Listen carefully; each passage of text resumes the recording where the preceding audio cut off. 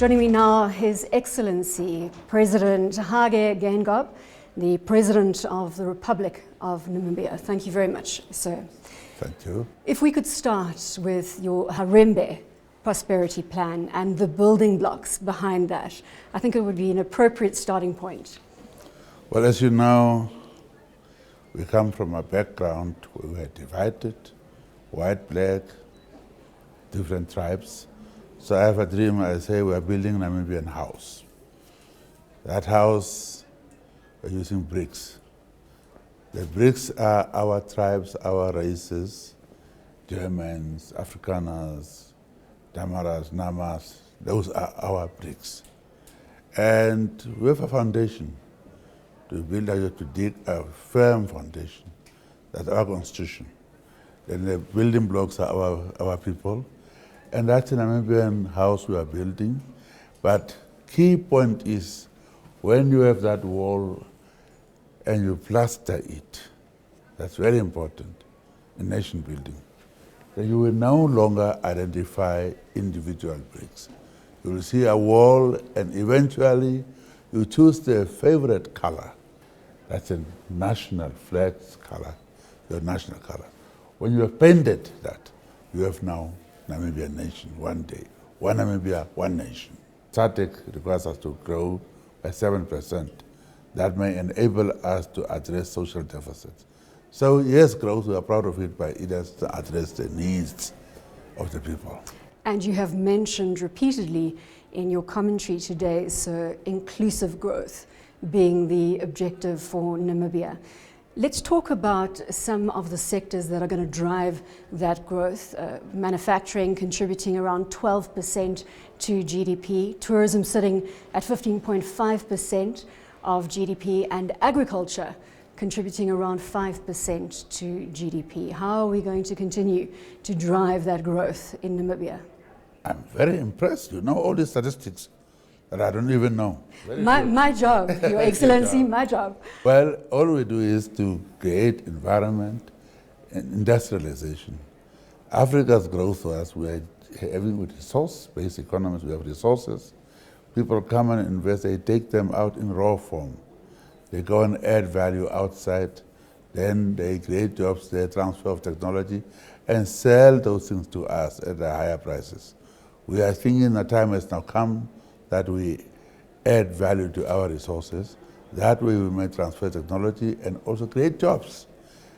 You talk about agriculture. Namibia before was importing everything, even our pap. Now we have to add value. Agro-industry is there for us. Dry country, of course, very difficult, it's not easy. But tourism we talk about. Tourism at independence was 75,000 people. Today is 1.5 million and must still be expanded because we can have actually joint tourism that we're talking about in SADC. It's very expensive for Americans to come all the way to one country only or one thing. We have each country in SADC has its own uniqueness.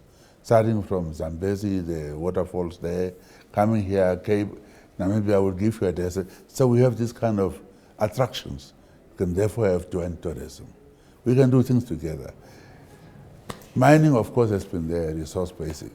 So key to manufacturing and mining obviously is uninterrupted supply of energy. The stat on the table right now is that Namibia imports some 61% of its energy. A big emphasis on renewable energy in Namibia, sir? Big emphasis on that. We are neglecting that in the past. We have the sun nearly whole day. We have the wind.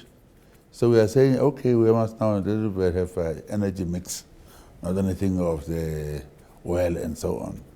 We have gas too, but definitely easier one. We are opening up now to private sector is the renewable energy. Very attractive to the environmentalists, so we think we can cash in on that. Mr. President, you also refer to Namibia as the gateway for SADC, giving access to 280 million consumers. Can you perhaps elaborate on the opportunity that will present to your neighboring states? Yes. Firstly, we are trying to expand Walvis Bay harbor. It must be a hub. And then we have spikes, so we then spike kind of a concept where corridors go into our landlocked countries like Zambia, Zimbabwe, Botswana. They are more eager to use Walvis Bay. Botswana and even Angola, having their own harbors, are still using Walvis Bay.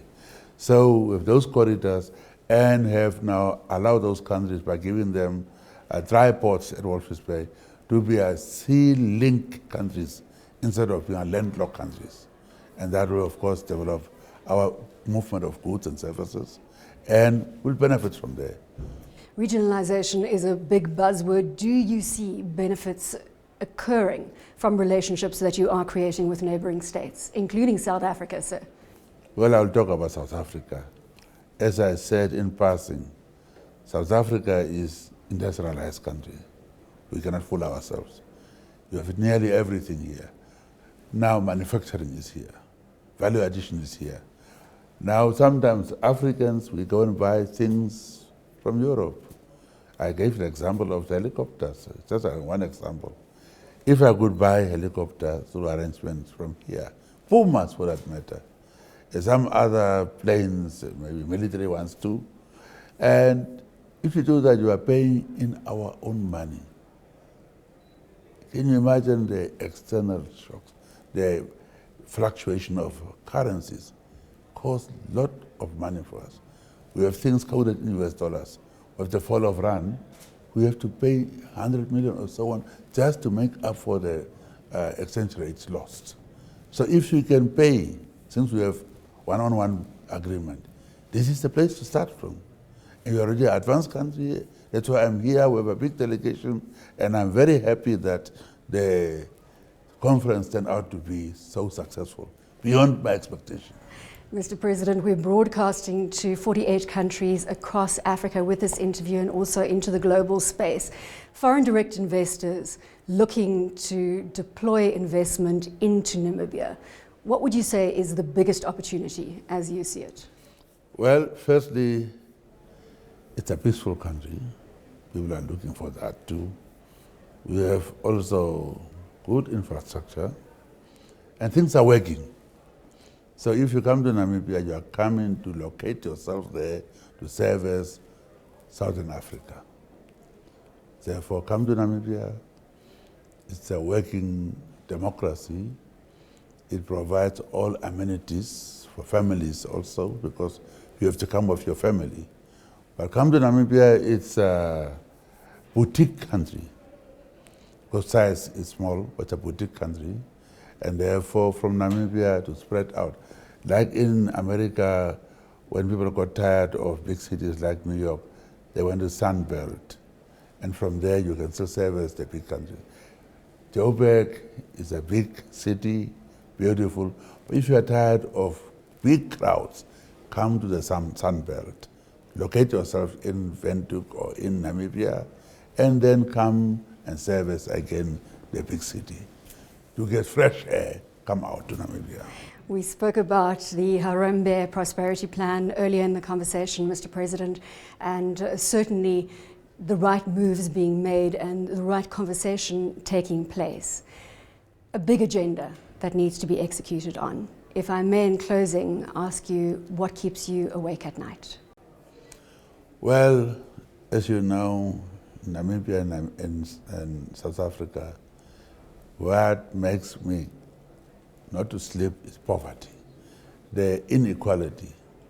We are very rich countries. Africa is rich, Namibia is rich, Africa is rich, but most people are poor.